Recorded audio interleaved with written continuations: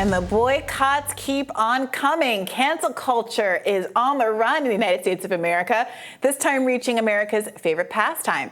The Los Angeles Dodgers baseball team is feeling heat over their decision to feature the, quote, controversial LGBTQ+ anti-Catholic activist group of queer and trans nuns known as the Sisters of Perpetual Indulgence at a Pride Night event scheduled for June 16th, Fox News writes.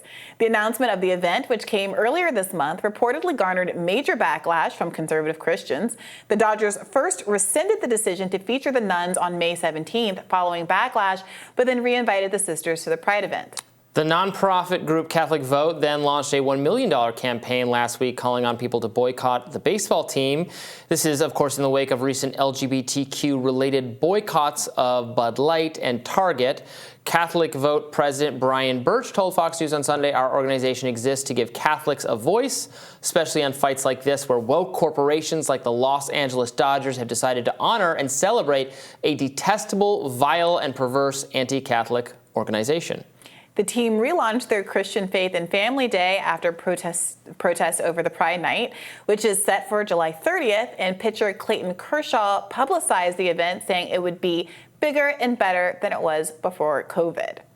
Now, Robby, help me understand.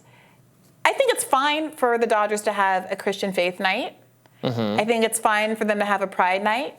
I think there are gay Catholics.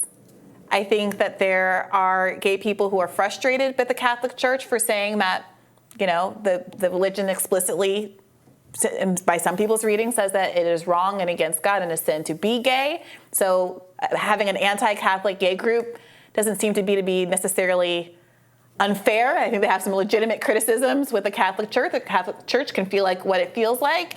Why can't they have different nights for different constituencies at this baseball park without one group trying to dictate what all other viewers of the Dodgers team thinks or feels or wants to enjoy at the stadium? I mean, I don't care. I don't care at all. But, I mean, if there are Catholics who are offended by this group, I would understand why. They dress up as nuns, which are part of people's religious faith. I mean, they're making fun of people's religious faith. It doesn't matter to me, but I think in other contexts this would be seen obviously as offensive even to liberals. What if they were rabbis, or what if they were making fun of Islam? What if they were all little, drag Muhammads up there? Would everybody be okay with that? No, there would probably be bomb threats made against the stadium. I don't know, but we don't have to do hypotheticals. Nice, well-meaning Christian people, the only ones you can appropriate and mock and make fun of, because they're not going to hurt you, Robby, is how it comes across. We don't have to go into hypotheticals. There is a Catholic Christian night event, and they think that homosexuality is a sin. They are literally saying these other people are sinful and against God and are going to hell. So they are saying that. I mean, it's not as though this is a one-sided thing. The people are protesting Catholicism because many of them, I think, are former Catholics or still identify as Catholics, feel rejected by the church, want things to be different. The church can obviously do and say what it wants to do and continue to say that homosexuality is a sin. I feel the way I feel about it, but why can't the Christians have their night? The Pride people have their night. I'm sure things are said at Christian night that is very offensive to any number of people, but they're not protesting things. Or I certainly wouldn't support a protest of the existence of that evening. It does seem like we're living in a world where everyone is trying to have every other person in the country agree with them entirely.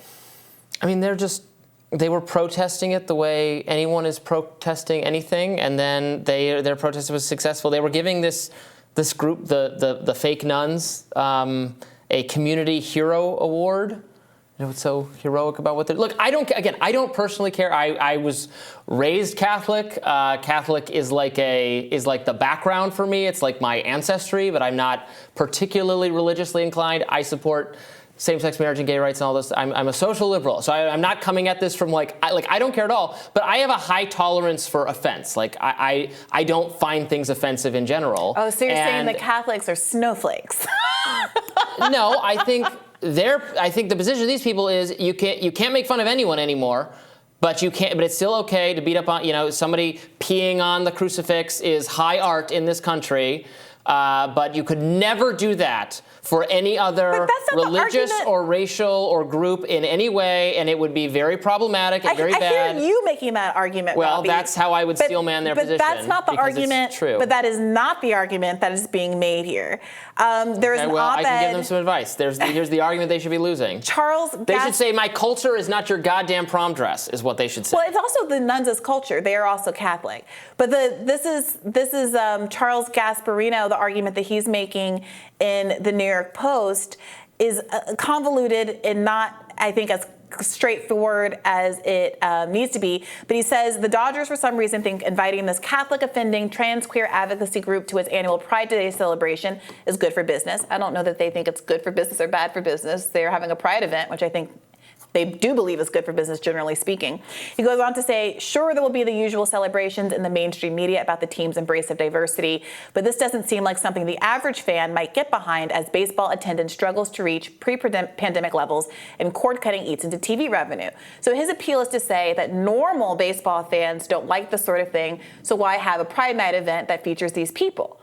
Which I would say, well, most baseball fans are probably not Catholic. Most baseball fans are probably not anything because we live in a pluralistic society. So why are you against one night of having a Pride event that includes these people? And there's a picture in the op-ed of an LA Dodgers baseball hat with a rainbow flag on it, apparently making the case that this sort of outreach to targeting groups is inappropriate. Like these are like, if I was taking my nieces and nephews to a baseball game, which is something I would never do because I don't enjoy baseball very much, and then there was like a performance of the Insane Clown Posse or something instead, I would be like, why are we doing this? This is Pride Night. This is a Pride Night, so you can. Can't it just be like a rainbow on a baseball cap or something? Well, they're objecting. By implication, they're objecting to that as well. Because I don't care. Well, I know you're not objecting to it, but these are the kind of arguments that the prominent conservatives are making, that there people like Ron DeSantis are making. There is radical shrieking and anger in this country every time someone dresses up some way at a Halloween party that makes people mad. And this is the Catholics are the only Christian groups more broadly find to mock them, find to mock their religion, and they're meekly objecting here. Okay, so let me read more of this objection here in the New York Post. The author goes on to say, certainly not average baseball, but who would like this? That's the implication here. Certainly not average baseball fans who don't want woke politics shoved down their throat when they're trying to digest a hot dog and beer that can run them $20. I think he's setting himself up for a joke a little bit with digesting. Yeah, here we go again. Every year, the Dodgers hold something called LGBTQ plus Pride Night. There will be an award celebration, a DJ in center field, and people will indulge in some adult beverages from Pride-colored cups. My goodness, beer at a baseball game.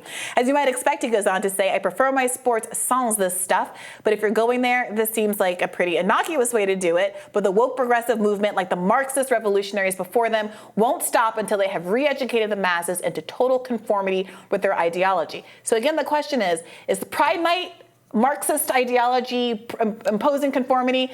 And if it is, why isn't the Christian night that's being held on a different night not considered to be also an imposition of beliefs upon the masses? I don't know if it's a Marxist imposition on the masses, but I don't know. Again, I'm not offended, but if you're a practicing Catholic, you would offended by these costumes, I would not blame you the way it would be offensive in any other religious context.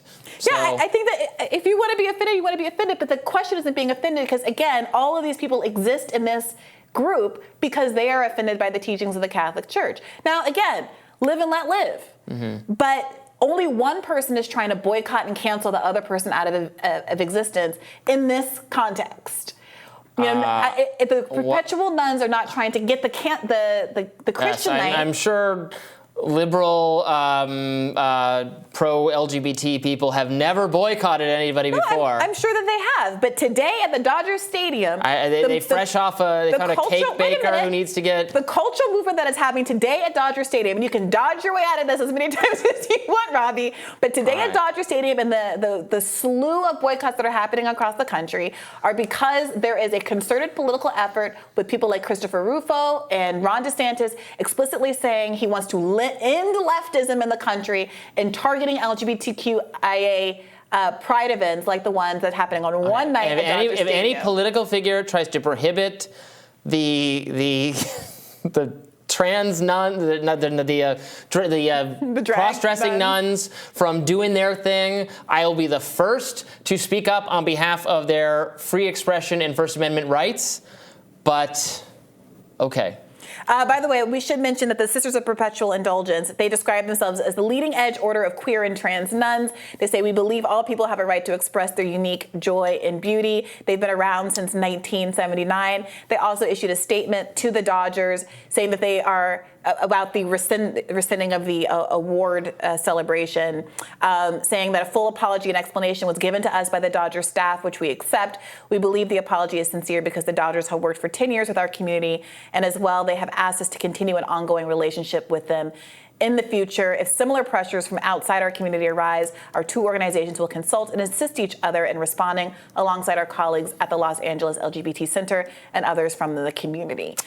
We are now more closely tied with the LA Dodgers than ever before. That's great. All right, you can let us know in the comments what you think about this story. We'll be reading, and we'll have more Rising right after this.